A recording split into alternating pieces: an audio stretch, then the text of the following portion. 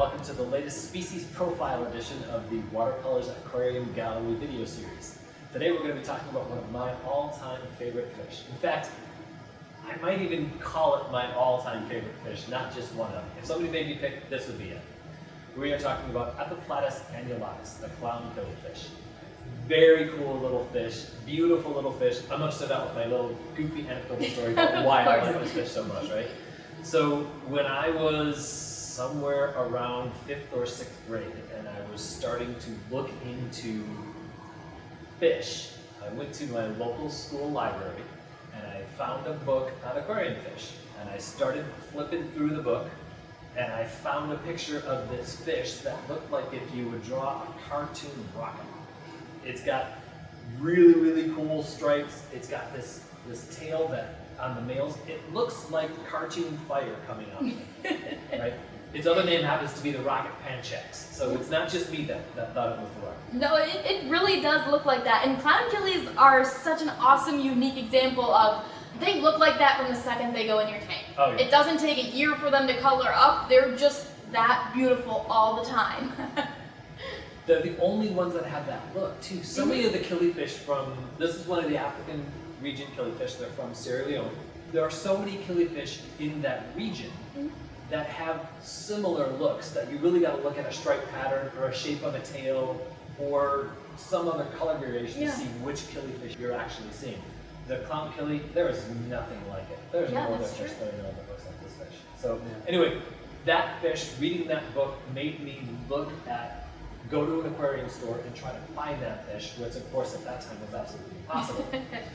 But that sparked my interest. So that makes the clown killie an all-time favorite. It's what we always try to have in, mostly because you couldn't find them when you wanted them, but just they're so cool. Well, I mean, because of that desire, we were like, oh, the bonsai cube should have killies, and you were just like, that's not a terrible idea. Yeah, they're featured heavily in one of our displays. Yeah. Some of the things that make clown killies unique, one of the other things I should say that makes clown killies unique in the killifish world, usually when we talk about keeping killifish, we keep them in pairs and sometimes in trios. We have a group of about 30 in our bonsai tank right now, and it's a fantastic group of killifish. Yeah, they just get along. They work great. They spend most of their time up towards the surface, so I think the next step might be for that tank would be to add some group of a mid or lower swimming, small, peaceful schooling fish. Yeah. I wouldn't want to put anything too robust for these guys because they are going to be a little bit more on the delicate side. This group is an easy group to feed. These guys are eating flake food. They'll take some frozen food. They'll take frozen daphnia. When I was breeding them, I fed them frozen daphnia and some bloodworms. They did great on that stuff. Yeah, it's natural for them to take flake foods because they're so close to the surface that they just get it, right? They can see it right away. They're out right away to get it. Part of what makes them great nano fish too, they're not as hidey or shy as some of the other nano fish.